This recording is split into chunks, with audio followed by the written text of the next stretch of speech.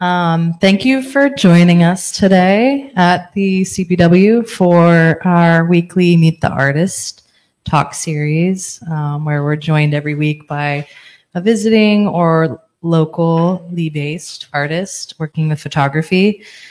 I have a couple announcements to make before we get started. My name is Sarah Danziger, by the way, so if you have any questions about programming or anything, you can always find me and pick my brain. We do have a new open date for Critique Intensive with Justine Curlin, which starts in, I think, a week now. When's the 3rd and 4th? Next week? So we sold out August 3rd, and we added a second day, August 4th, Sunday, August 4th. So if that's something you were on the fence of and wanting to potentially still explore, we have a few spaces left, so get on it. We also have a digital photography camp starting next Monday for teens. If you've got teens in your life or you want to suggest it to someone, we have scholarships still available. So there's still some slots. And that's going to be a fun week of photography and trips, learning about cameras. And what did we lose? I think we unplugged something. Nicole, will you plug something back in? Oh, there we go. We also have a couple spaces left in our Intro to Wet Plate Photography. So if that's something you have been looking to explore, that's been a really popular and really fun workshop that we've done for the past. This will be our third year? Yeah, with Judith German-Heinz, who's actually here tonight. And we do that at a really beautiful property nearby. So it's a really sweet weekend. Actually, the weekend before that, though, we have a couple spaces left in Activating an Archive with Alice Prujansky, who will also be joined on August 8th for a conversation here with Catherine Taylor from Image Text Ithaca. So that'll be fun. Anyway, so tonight we are joined by a very special guest, hailing all the way from Montreal. Maude Arsenault, photographer, artist, and mother, invests in her work the themes of female representation within the framework of a photographic and formal approach, which oscillates between abstract compositions, self-portraits, landscapes, and documentary images. She explores from image work, collage, sculpture, and installation. In doing so, her projects deploy unexpected spaces of the bodies with a perspective on self-determination for women. Arsenault showed exhibitions in Canada, Europe, Japan, and the United States. She has published 2 acclaimed photography books, both of which are in the back, as well as a box edition and a special edition. So if you're wondering what those look like and want to check them out, please stop in the back. Entangled and Resurfacing with independent publisher Deadbeat from Los Angeles. Entangled has been featured at numerous international exhibitions and was a finalist for Photography Book of the Year at Singapore Photography Festival in 2020 and FILIFA Buenos Aires in 2021. Resurfacing was recently launched in November 2023. Welcome. By Italian critic Luca Fiori from Il Giorno dell'Arte. Arsenault won the prestigious International Haribon Grand Prize in Japan in 2020 and 2024, and she is nominated as one of the Photographers of the Year for the International Leica Oscar Barnick Award. The artist holds a degree in art history and a master's degree in visual and media arts from University of Quebec in Montreal. She is the recipient of the prestigious Claudine and Stephen Bronfen Scholarship in Contemporary Arts 2023, Yvonne L. Bombardier Visual Arts Grants 2021, UQAM Women's Center Scholarship 2020, and several grants from Quebec and Canada Council for the Arts. So she belongs here. Anyway, can we give a warm welcome to Maude, and thank you. Thank you, Sarah. This is really very nice. I'm happy to be here tonight. I'm a little bit nervous. I'm unusually nervous because this is a very new crowd. So thank you for being here. I didn't expect to see as many people, so I'm really excited. And thank you for Adam and Nicole and Sarah for inviting me. It's a real pleasure. I came here in March for the first time to visit. And I was very, very impressed with the place here, with the show at the time was Adriana Alt's show was here. And we went to see the new space. It was incredible. So I hope I'll be back. I'll talk a bit about where I'm from and what my story, since I guess a lot of you don't know me. So I was born in Montreal. I'm French Canadian, so my English is not perfect. I try my best. I lived many places. So I have lived in Sydney, Australia, in New York City, where I do have a studio also right now, and I've lived in Paris. I like to talk from where I stand. So I like to explain that but mention that I'm a cisgender woman from the 70s, which explains also my view of the world, and very, very strong Quebec influence. So I don't know if some of you are familiar with the Quebec kind of political history, but it's a very particular place. Obviously the only place in North America that we speak French, but also we have a very strong separatist movement from the 70s. We have had what we call the Révolution Tranquille, which is from the 70s also, where we basically let go of all the structure, institutional, like the church mainly, and everything exploded. So I come from that sort of socialist Révolution Tranquille, feminist parents kind of background. I started photography as a child, maybe around 10 years old. Learned through my aunt, who was an amateur photographer, and then obviously I had my darkroom at 14, and I did a lot of training in photography, but never studied photography. So around 20 years old, I started taking photos of my friends. Was also very involved in sewing. As a child, I was in boarding school, and I did a lot of sewing with the nuns. So I was making my clothes, and I started photographing my friends wearing my clothes. And, that turned me into a fashion photographer. So I didn't assist anyone. I didn't study photography. I just became a fashion photographer. For some reason, it just happened. That's a very long story. But tonight, for the first time, I will talk about that little bit of my fashion photography practice, which I never do, but people always ask me, okay, can we see the work you used to do? Because I did that for 20 years. And then I had kids.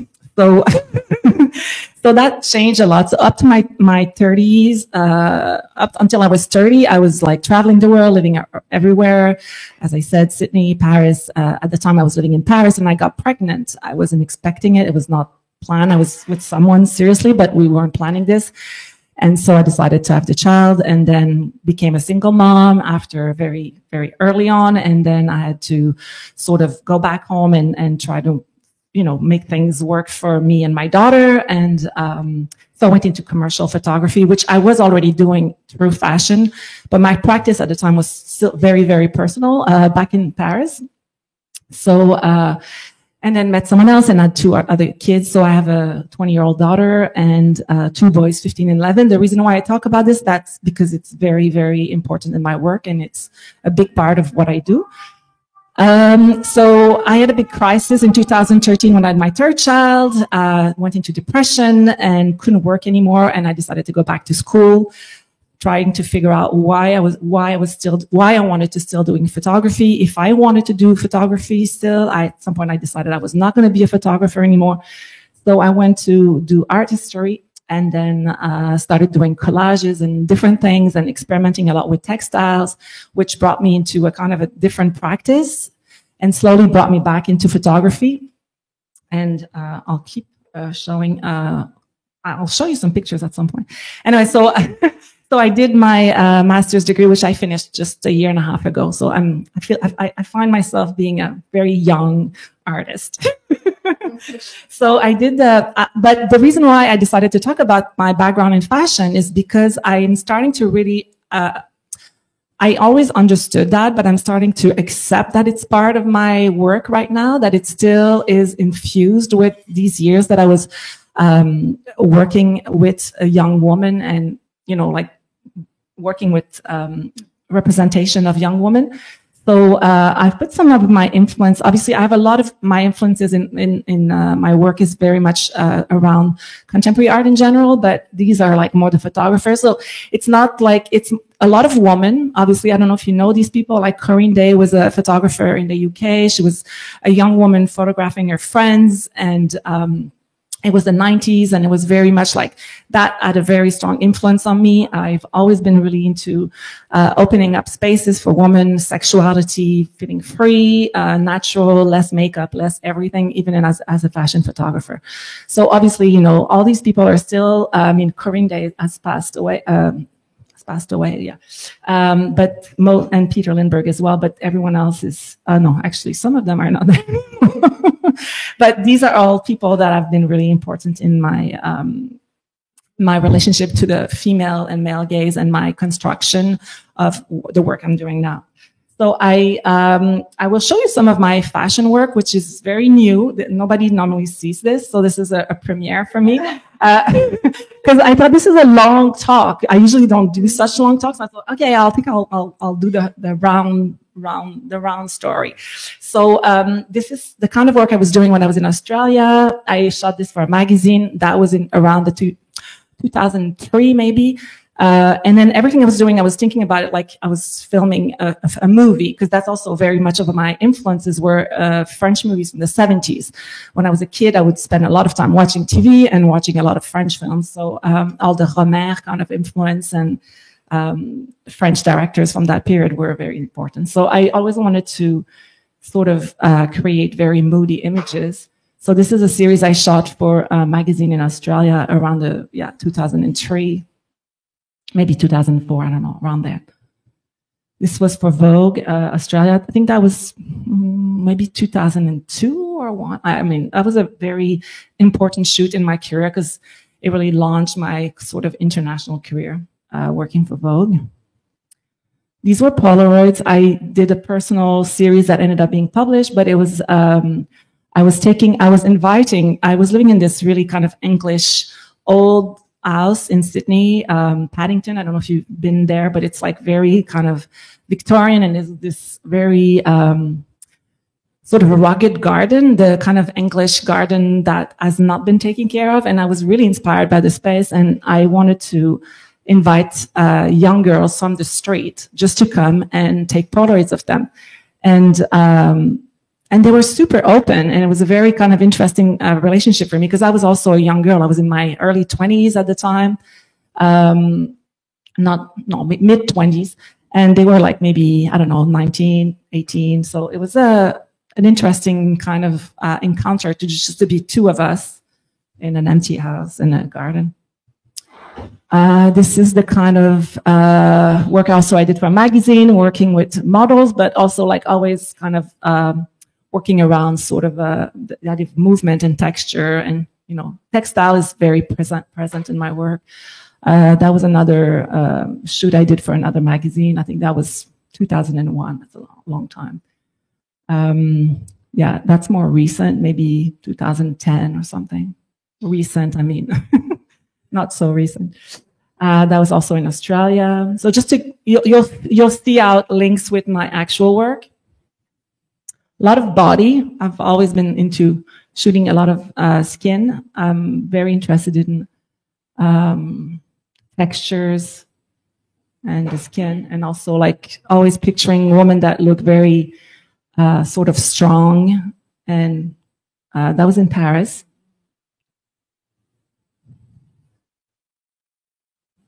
Always been very interested also in like exploring sexuality for women, and assuming that side of them. That's more recent, maybe 2013 or so.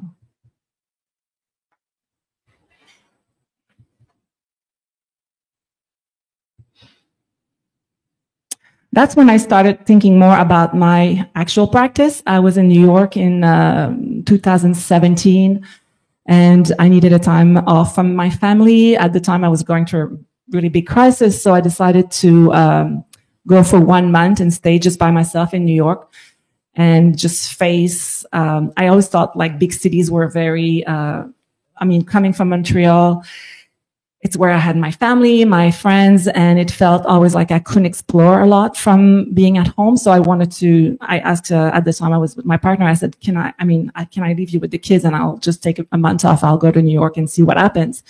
And then I started exploring more like, that was working with models still, but I couldn't figure out, like things were not working anymore for me.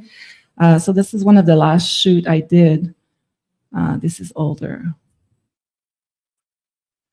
And then that brings me to my actual practice. So when I started, when I actually realized I couldn't feel the work anymore doing fashion, I decided that I was going to take a break and go back to school and then work in the studio and then try a lot of different things like collage, drawing, just exploring. I had never studied in art. I studied other things.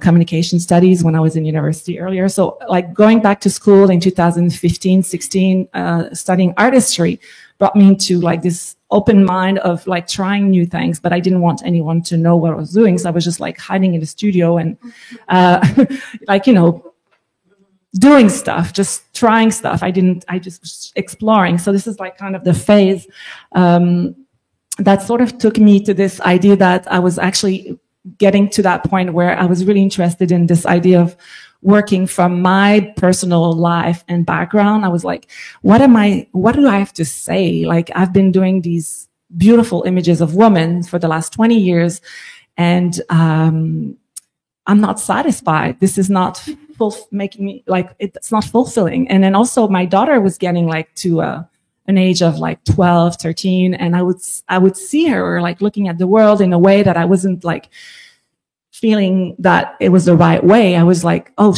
I'm participating into this kind of, very kind of constructed view of, representing women in a very specific way, in a very kind of normative way, and also her goals for her life and everything she was talking about. I was like, it was like big shocks for me. At some point, I became very worried about the influence that she was getting from all the things she was watching, but also I felt sort of a responsibility from my work and my career, so I decided to really like just start taking photos of her and her friends and just like observing them. And at the time, I basically, I was like going through this really period of my life where I wasn't working. I didn't have a career anymore. I was just a mom and I was taking part-time studying at university.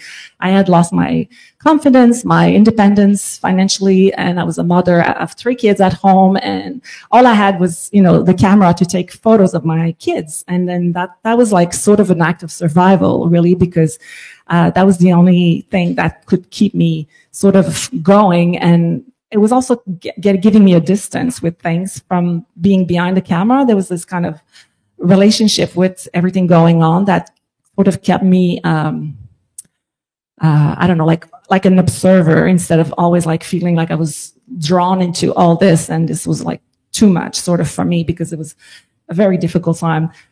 So, so I like to think about the next chapter when I started making those images that are in Entangled, that are really like coming from that period of time from about 2015 to 2018, where I was just collecting images of my everyday life and from a lot of my daughter also. And then I was really sort of looking at how I could like deconstruct kind of this relationship that I had with photography and making everything perfect and beautiful, and also like also my relationship with maternity, motherhood, and domesticity, which I found very sort of I felt really trapped into it. So there was all this kind of texture also of like ugliness and feeling sort of I'm looking for my words,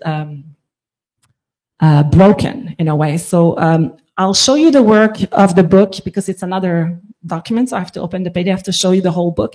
So just to say, the first book is Entangled, and the second book, which I made recently, is Resurfacing. So I'll come to this later, but I wanted to show you the work that I did before or in between, which is also some statements of, you know, what the things I've been talking about, which is I'm interested in pushing the limits of my photography by creating like different new spaces for women and also for the body as a space and spaces of the body.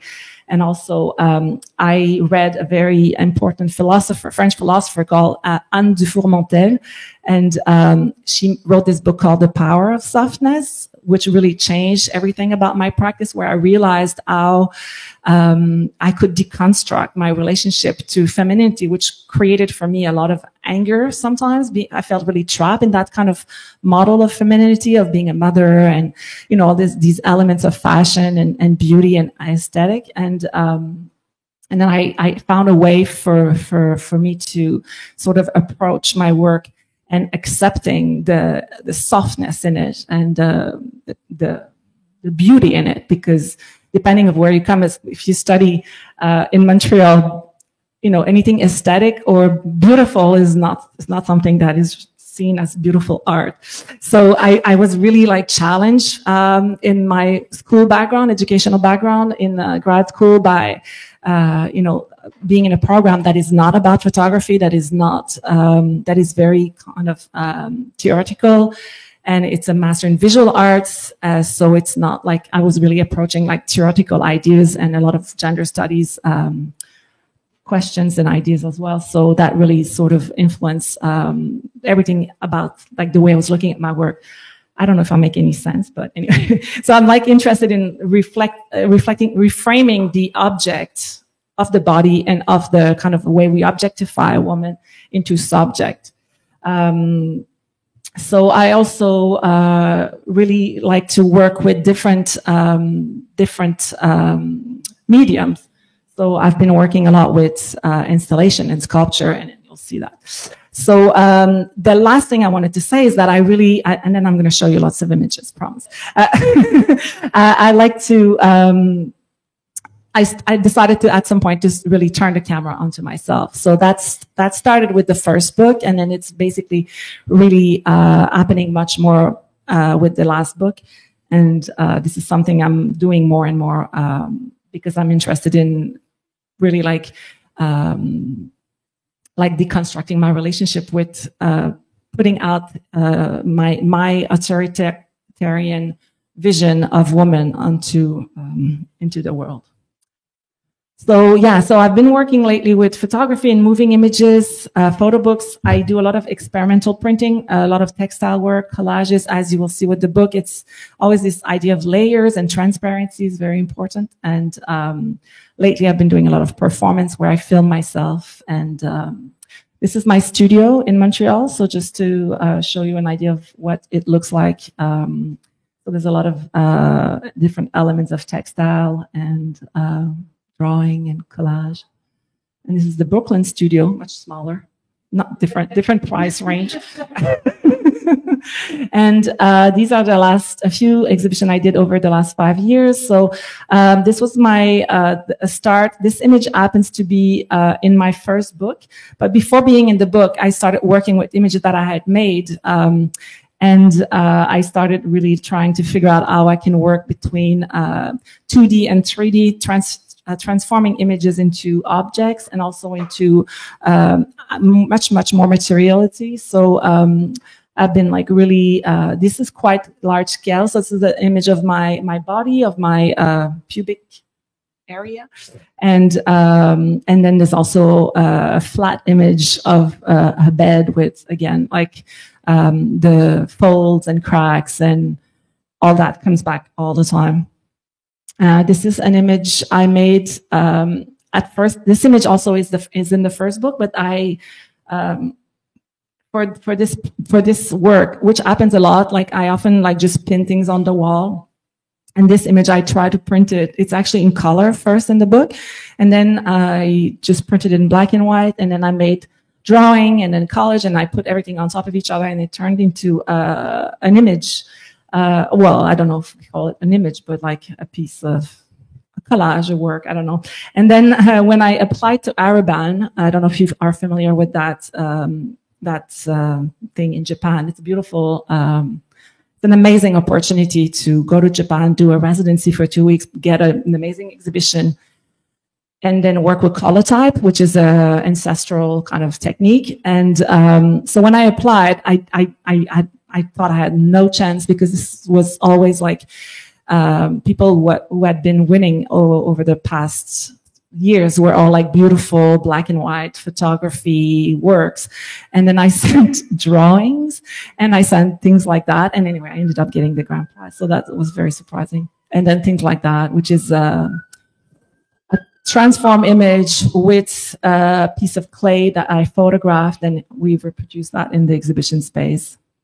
And this is the box that I just had made for this beautiful collection of work that are like, in my case, normally it's 8 images, but I'm sort of the only one who asked for that, but I wanted to make a bigger image. So we made an image into 4 different color types and then the catalog. So I just had this done, and it's really a beautiful object. This is the image of the cover of the new book, and it was first shown in an exhibition called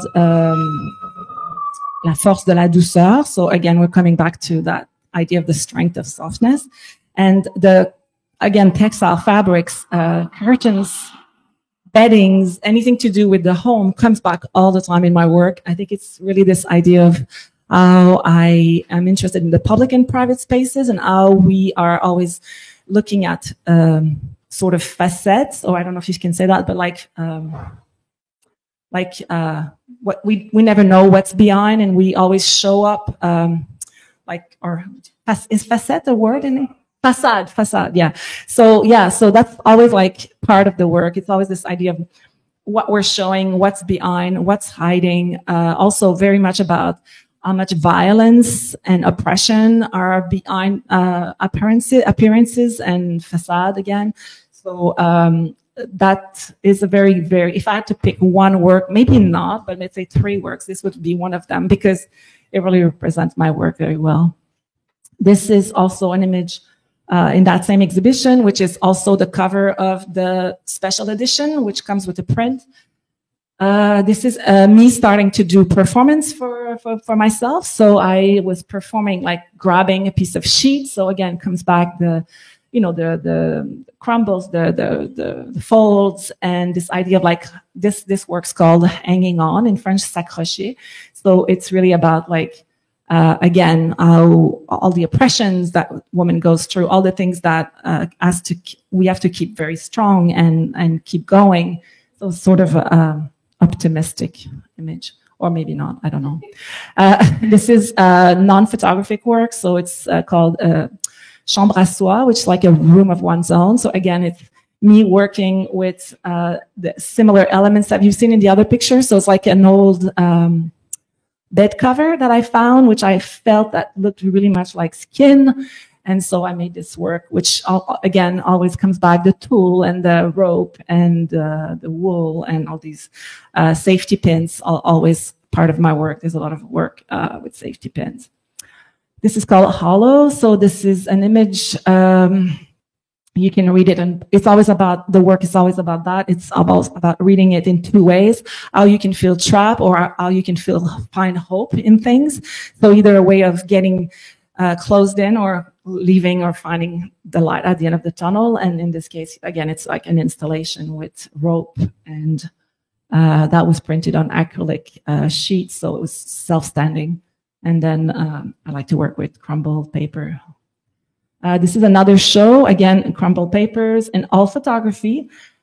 But these are all about like window shops. And it's all about how we are reflecting into, we are living in a world of constant self-reflection. So it was about how some of the window shops are all into like transforming themselves. So either like with, like, you know, when you close a store, you put paper in it, or in this case, like wood or whatever. So there's all these shops are all places that are being transformed.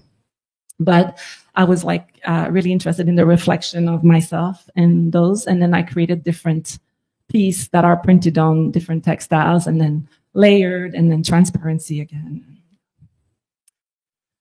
This is a big piece. I made an installation by the ocean in the Gaspé Peninsula, north of Quebec. And it doesn't look as big here, but it's 6-meter high by 4-meter wide, and it's by the ocean. So I was invited to this festival, and I wanted to put something that could reflect my relationship as like my body facing the world and facing the element, facing transformation, facing time passing by. So it's basically like a really close up of my part of my face and my skin, which I blew up and put on textile, and then created these crumble and these things. And then it stayed there for 3 months by the side of the ocean. So it was really interesting that it got completely destroyed by the end, because there was like winds and storms and rain and all these things. So that got me into a residency for the next 2 years, which I'm presenting my biggest project ever in like 2 weeks. So yeah, if you follow me, you might see it. But it's inspired by this project. Again, more collages. So working from different texts that I use, from different images that I cut and I put together, and then I make a new image. This is my thesis show. So it was like a lot of photography, some textile, sculptures, some text. So again, that's quand la maison s'effrite, il faut reconstruire. It means when the house is falling apart, you need to reconstruct it or rebuild it. So so that's the. This is another project that brings back that piece, but also again an image. One image from that series. Not this image is in my latest book, but it's my kids playing with some blankets and things, and there's always this idea of wrapping yourself around with fabric and protecting yourself. And also this idea of like folds and textures. And then brings me to the photo books. So I made these, I made 2 photo books in the last 4 or 5 years. So that's kind of amazing. I can't believe it myself. So basically how did that happen? I was like, okay, I'll make a list. Existential crisis for many years, made these pictures of myself at home with the kids, back to art school, and then working around my house and taking these pictures, and then ending up going to, I was like, confidence 0, -0. And then I was like, I saw this thing on Aperture about Chico review. And you'll say maybe not so 0 because I applied. I'm like, oh, I've never done a photo review ever, but I'll apply to this thing. And then I got selected. I was like, oh, okay, I get to go to Montana with Todd Ido, Mark Steinmetz, and all the biggest names in photography. And I was like, so excited. And I got there first. Ruth was there with me, and I got there and met a bunch of people over the week, and it was my first photo review ever. I had never done that. So I brought like whatever I thought was just, and then I met Clint, and then Clint, I had made a little kind of zine, and then I showed that to everyone, and then Clint was like, well, this is cool. I'm like, oh, okay. And then he said, well, you should keep in touch, go back to work and get back to me. And I went home after that, and then I kind of forgot about it. I was just like, okay, well, back to the kids and, making dinner and, holding clothes and stuff. And then he texted me at some point on Instagram, and he said, hey, what have you been up to? I've got your zine. And I was like, you go get to work. So I went through all the archive, and then I put together a really crafty little kind of dummy, and I sent him a video of the dummy, which was like made of photocopies and stuff. And then he said, I love it, I want to publish it. So I was like, okay. So next thing I know, Entangle came, and then I'll show you, wait a second, I'll have to show you the PDF.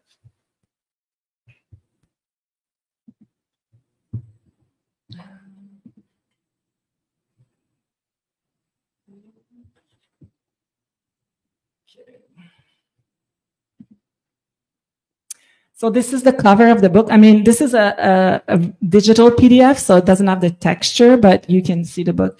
Actually, this is the second edition. The first edition is a little bit different. It's the same book, it's the same layout, it's the same, but it's printed by a different printer, but also the cover color is a little different, and the engineering for some of the pages are a little different, but it's the same book. So yeah, so Entangle, basically, this is the only text, because that sort of transparency is that it opens with a vellum page. I wanted to put a lot of vellum pages everywhere, but he was like, okay, you know, I'll give you 2. So I got the first and the last one. I love vellum. I love transparency. I love layering things over with text, but we ended up starting with this. And then this was really, this quote is really made thinking about my daughter and myself.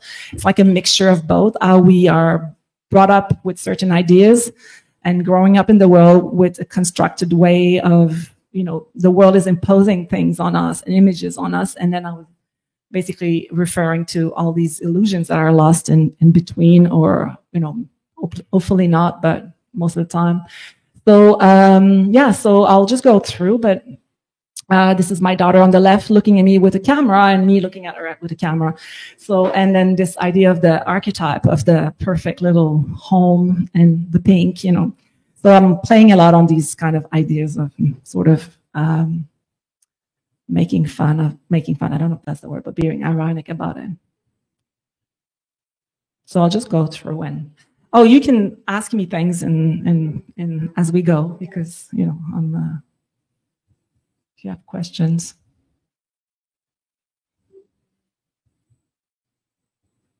Was the big house, that same house in one way? Yes, yes, yes.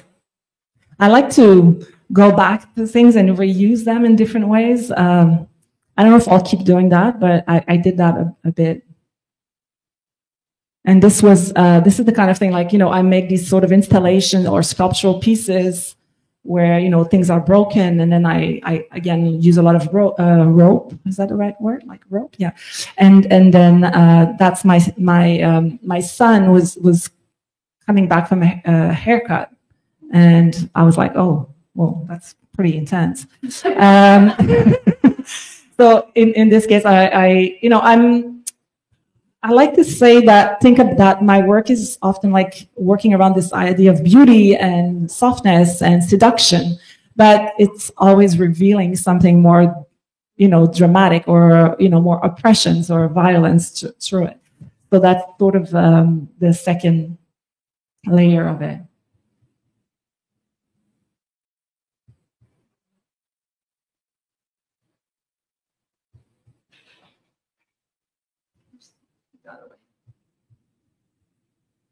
This is my daughter.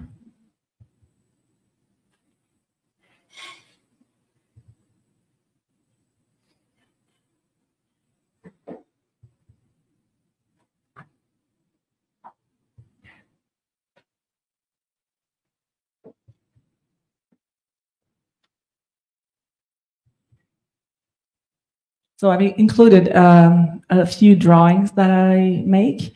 I don't make a lot of drawings, but I make some regularly. So I really wanted to include it more, but this is a photo book. So yeah.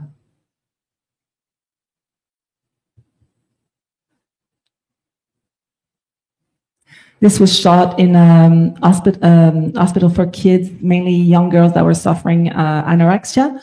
And they had to close the institution, so I visited it when it was sort of falling apart. What are those? They're like blinds, you know. Oh, blinds. They're just like, yeah, they're all on the floor. This is again a collage I made, so it's a photo of the actual collage on a cotton linen canvas. This was my daughter. We did a road trip one summer, and she was about 14 or 15. And we had to keep stopping because the boys were younger and they always wanted to go to, run around. And so we kept stopping, and she was really bored. So she's reading all the time. So she kept reading. And I just thought, this in the middle of nowhere in the North Ontario, in the middle of a parking lot, she's just so comfortable with herself. And she's reading. I thought it was the most, on the moment, I didn't really realize, but then it was the most kind of and most interesting image to have this age in your life where you don't know yet that you have to maybe behave in a certain way, and then she's also reading. So it's like this kind of dichotomy of the body and the mind, and yeah.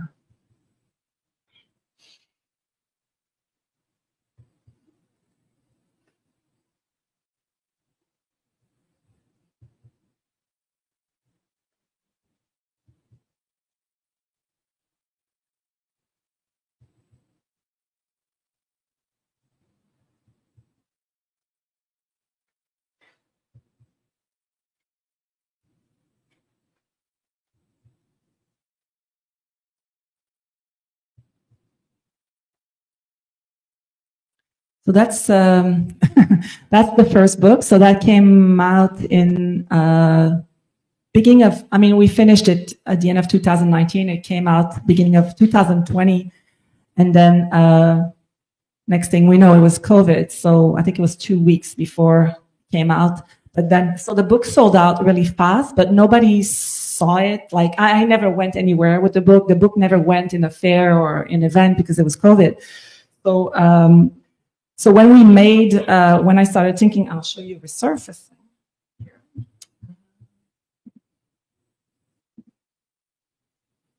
Oh, why is it at the end? Wait a second.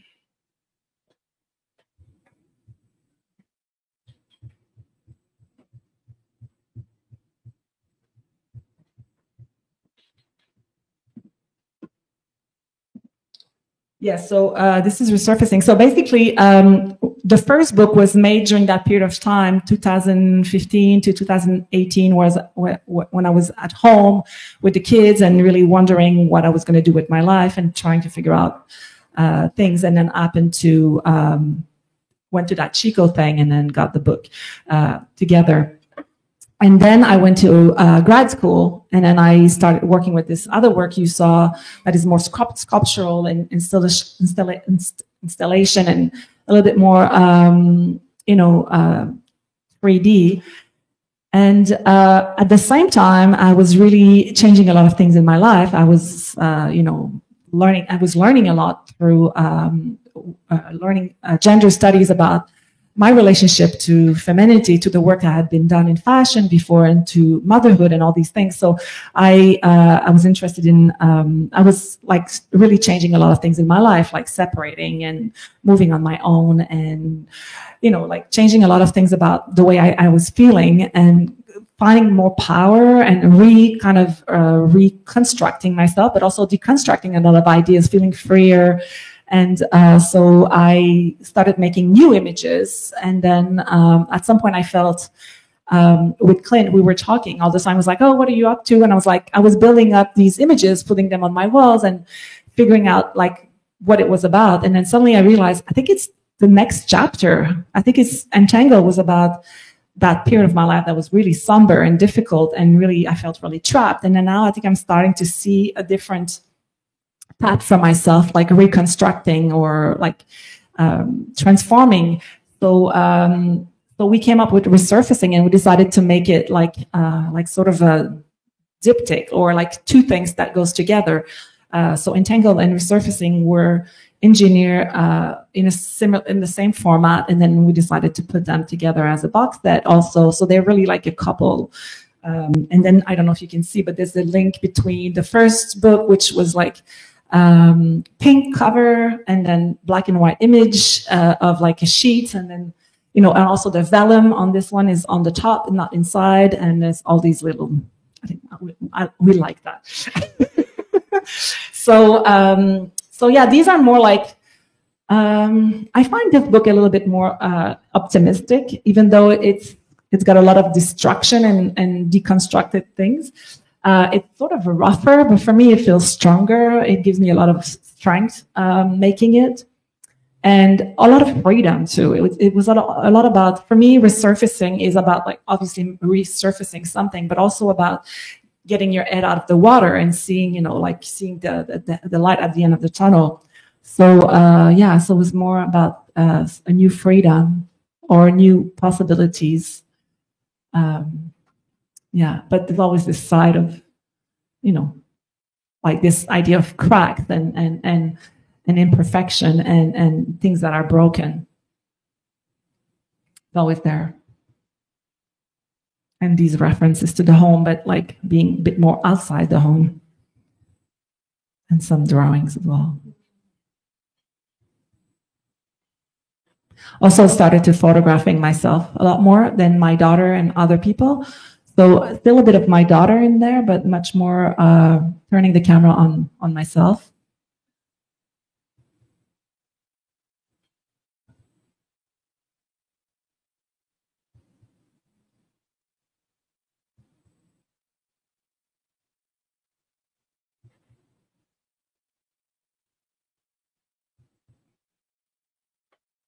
So this is the image that I showed from that piece on the beach.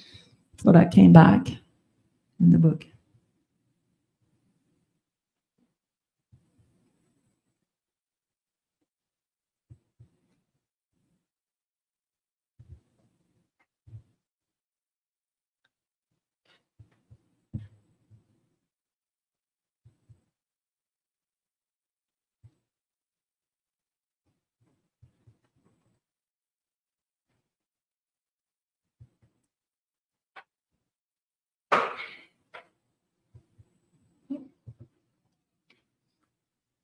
The picture of my mother on the left.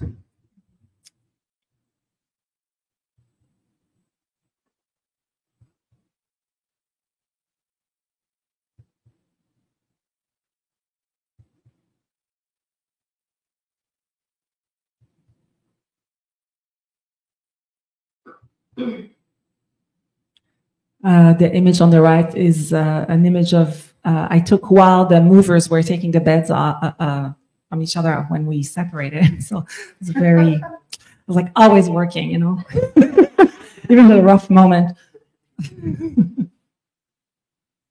The boys.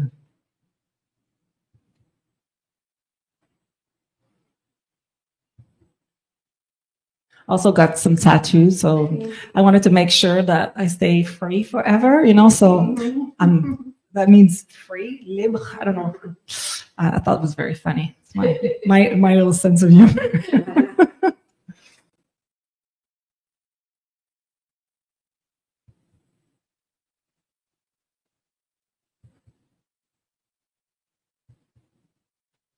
It's my daughter's prom dress.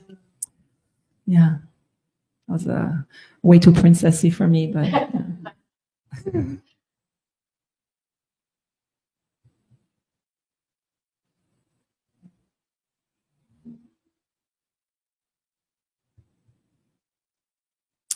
On the right, what it says is, but here the mental charge is exploding to the point of paralyzing me.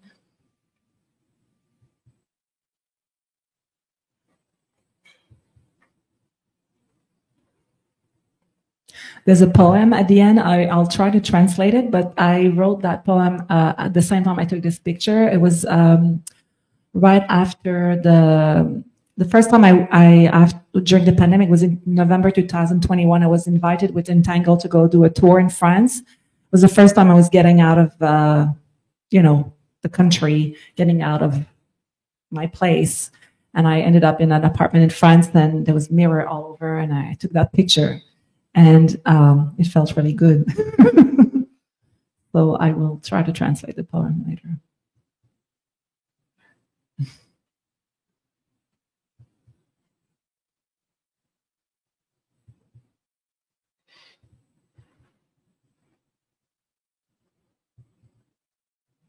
Yeah, so I don't know if I can translate this, but the first word I don't know, but a light wind of freedom, the spaces of a few days, something that,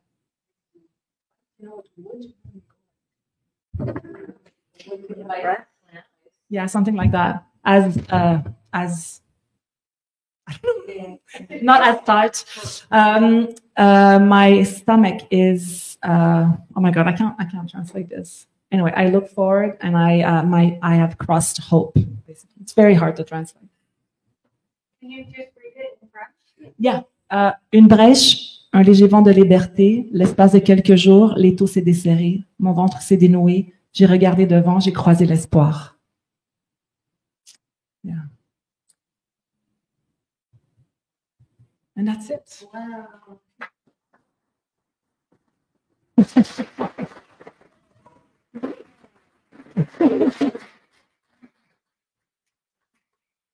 So, if you have any question, let me know. Yes. When did you make the decision to take a picture in black and white or in color? Yeah. That's the big question. I always get asked that. No, it's okay. I still, even though I'm asked that all the time, I still don't know. I know it's a very bad answer, but it's really intuition. I think it's really related to a lot of times to my relationship to what's the word? Like when it's around the body, and I often like to put it in color. I don't know. I think it's. I'm sorry, I'm lacking the words to say it, but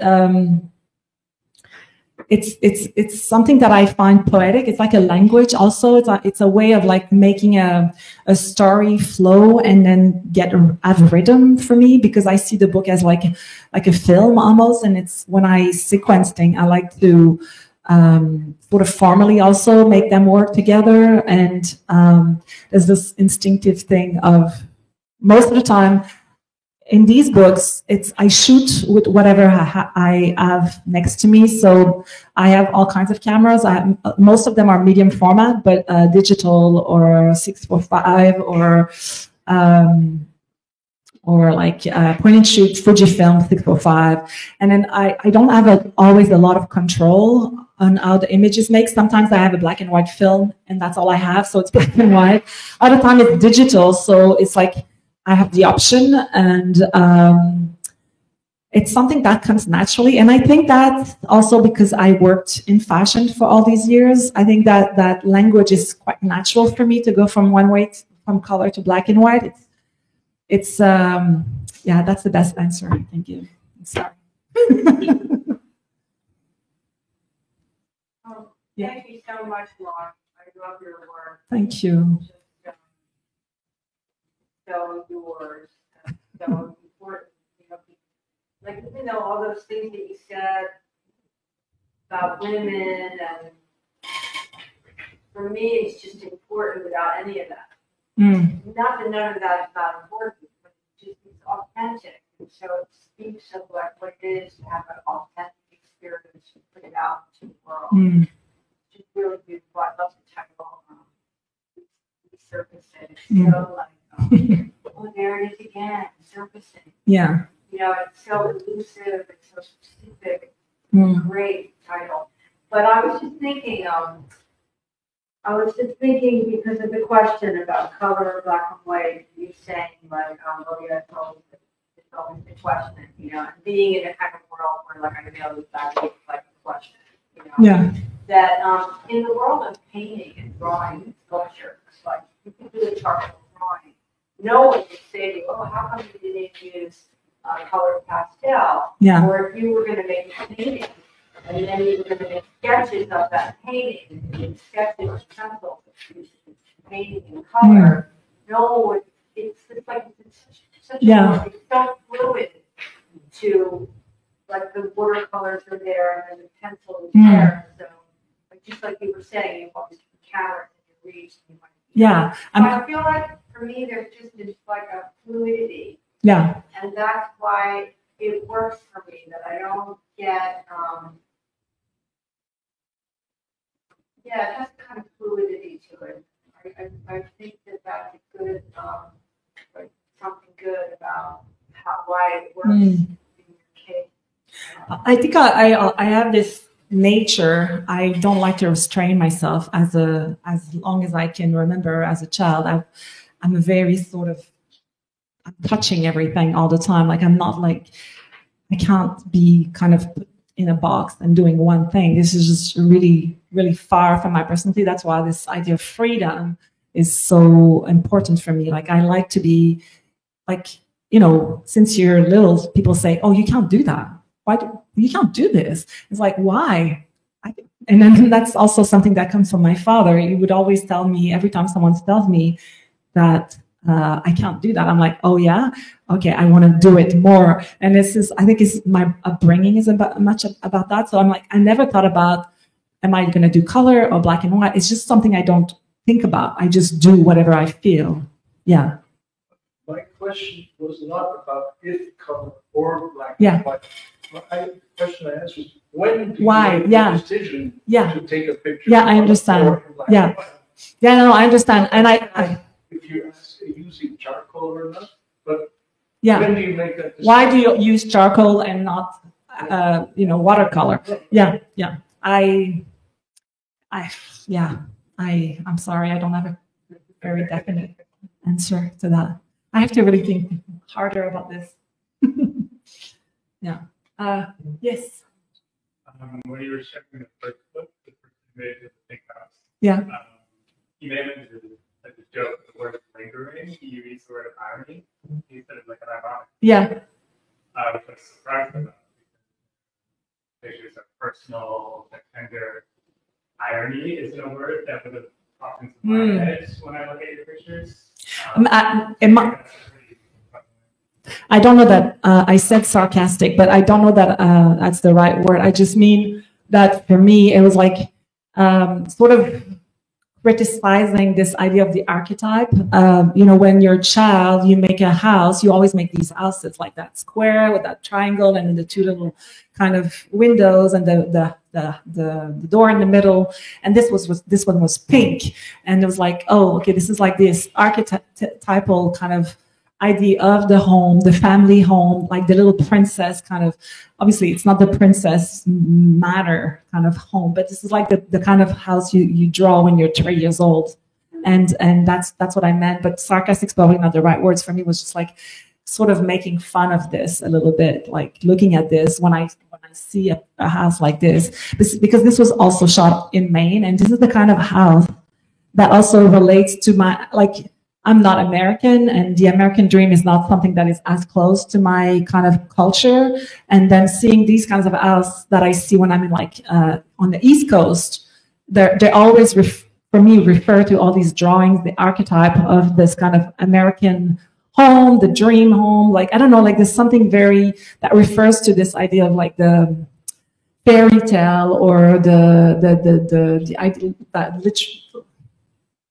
literal idea of, the kind of archetypal, can you say that? Kind of idea of family and what life should be and how one should live, a life. That's what I meant. But also my daughter looking at me looking at her with this house on the side was like just kind of this kind of relationship to how we look at things coming up for ourselves. Yeah, something like that. Yeah.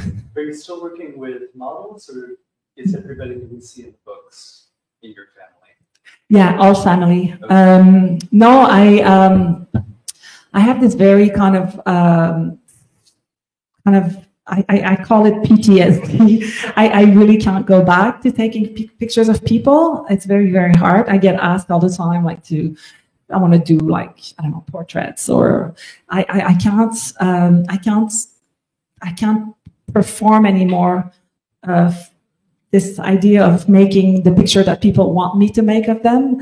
And even though they see things like that, they still want me to make them look really, polished and beautiful, and in this kind of way we see in magazines. And I'm very uncomfortable doing that. So I'm working a lot with my own body, because I feel like I'm very uncomfortable now, like putting myself in that position of like imposing my view on someone that probably won't like what I'm seeing.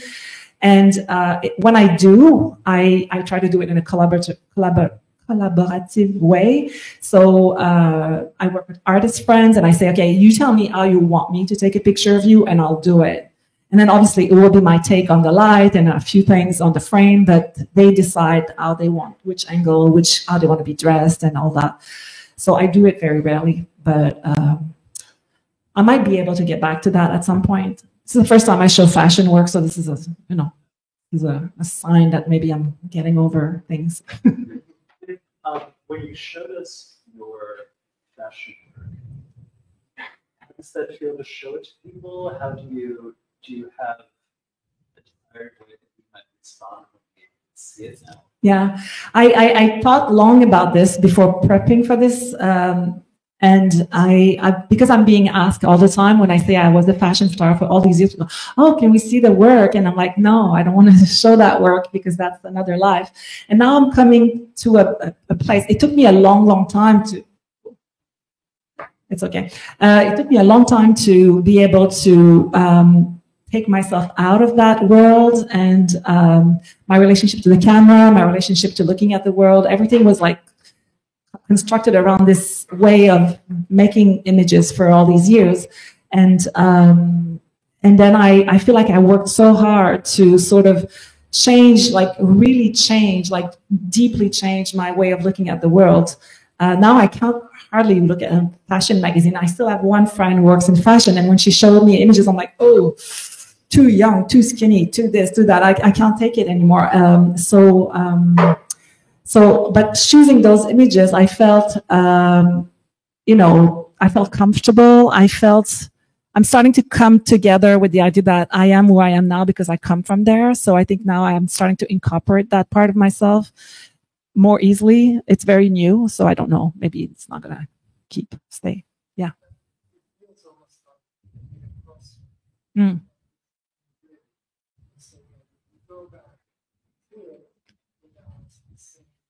Yeah. It's funny because I used to make money and now I make no money at all. Very, very, very broke.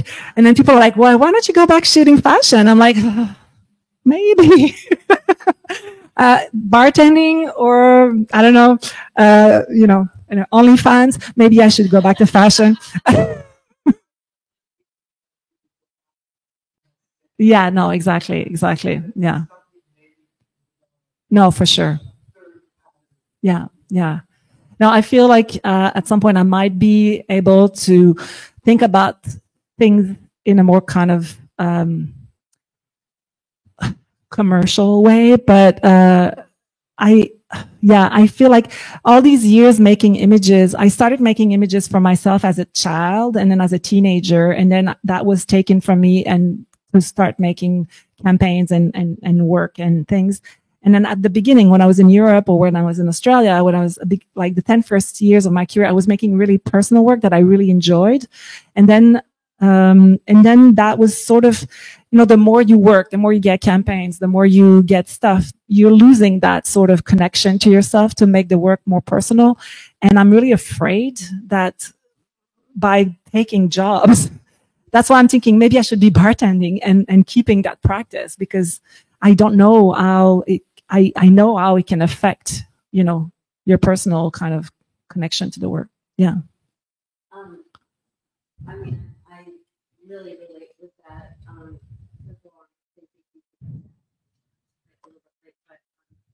Thank you for being here.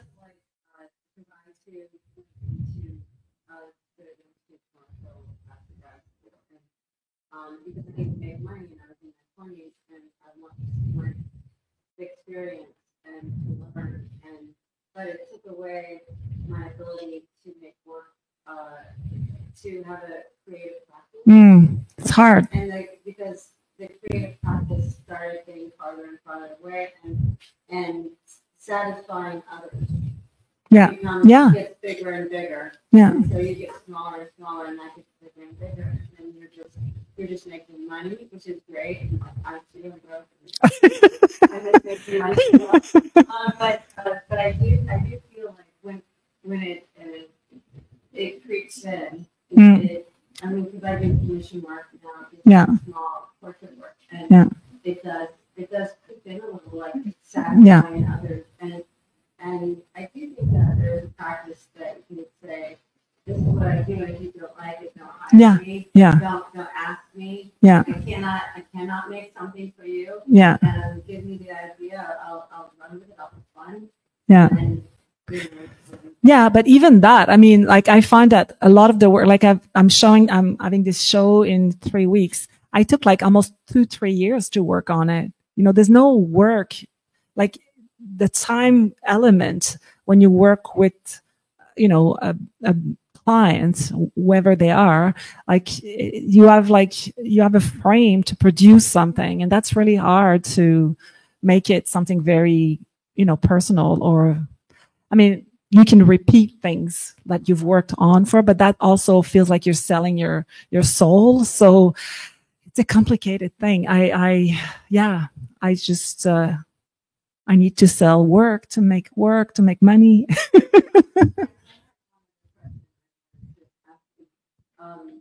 In terms of like your daughter and the body and how was that between the two of you as mother and child, and also you know 14 months growth, and then 12, image,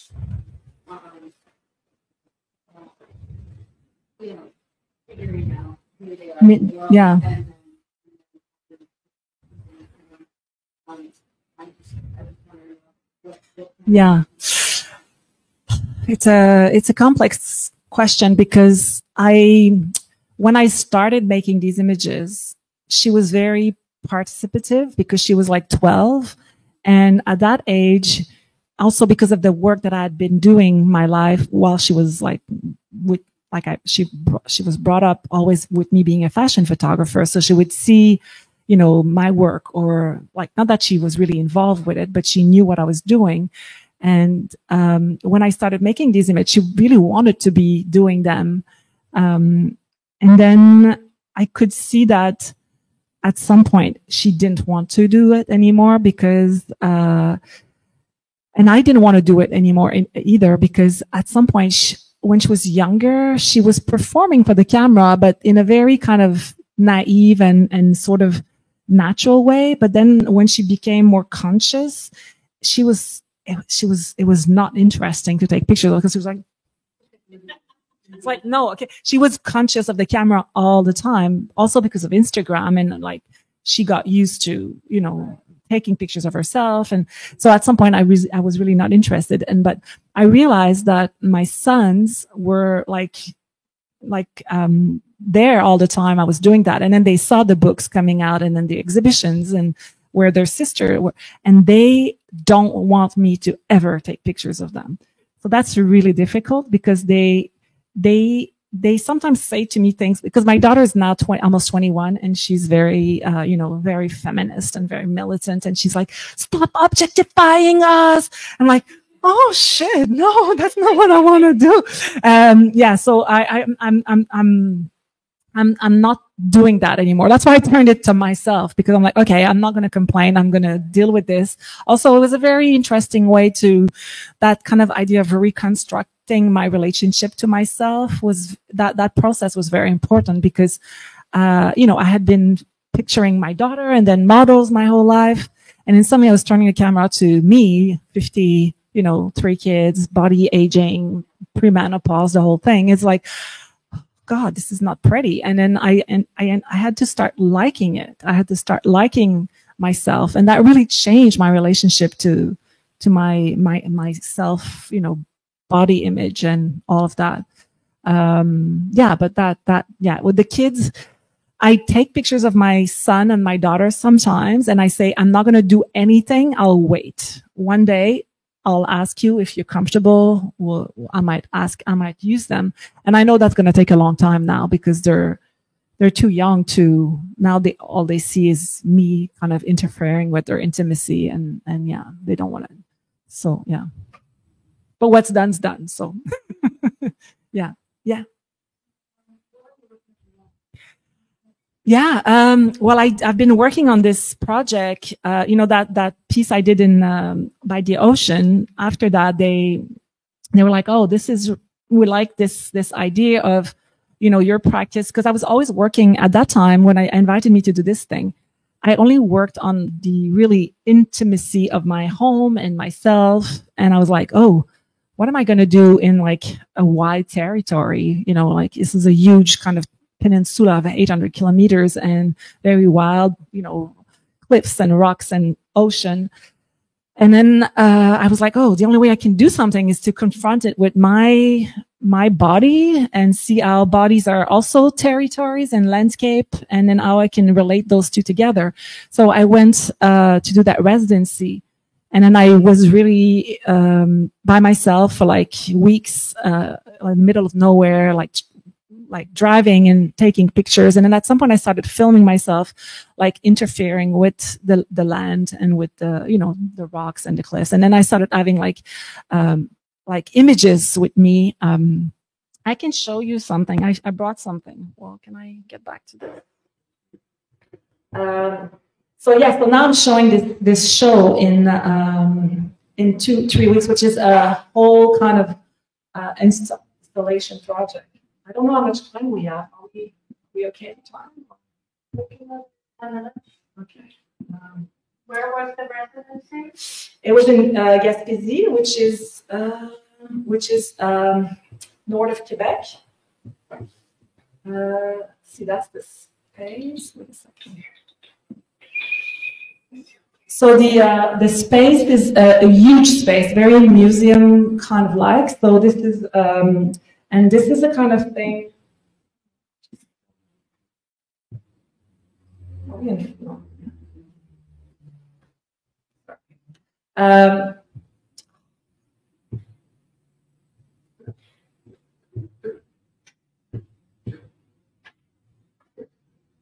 So I started interviewing, like bringing fabrics and paper and like performing for the camera, either photos or a video. And so this is the next show. It's basically a 3 projection installation. We don't have time, but there's a quite long projection of just a conversation of sort of abstract pieces of bodies and land.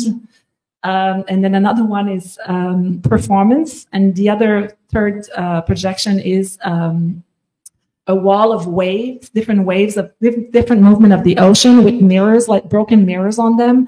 And so you actually face yourself in the movement of the waves changing. So this is this kind of, it's called navigating in a, I have to translate it. Yeah, navigating in an ocean of flesh. Naviguer dans un océan de chair. It's more beautiful in French, sorry. So I went there and did like over 2 different years, like 2-3 weeks time by myself on that huge territory by the ocean, and brought some pieces and installed them on the ocean, and then also performed for the camera. So that's what I'm working. So I made a little kind of book dummy of all the images. And Clint really wants to do something with it. We'll see what happens, because I'm not sure it should be a book because it's an exhibition, and I don't know how we're going to follow up with this. But also been invited in France to do a residency in September, October, where I'm going to work a similar project, but on the coast of France, the North Atlantic part of France. So I'm going to, because it's a shorter residency, and that is a sort of a dialogue between the 2 coasts, like the Canadian North Coast and then the France North Coast. It's going to be interesting to have this conversation on the transformation of the oceans and how the shores are eroding and transforming. And it's this conversation how we are changing always. We're always in movement, and we're affected by all these social change, identity change, environmental changes, and So these are some. This is the one of the video of the images, but I don't think we have time. So anyway, you can check my website in a few weeks, and I'll have a documentation of it. So thank you.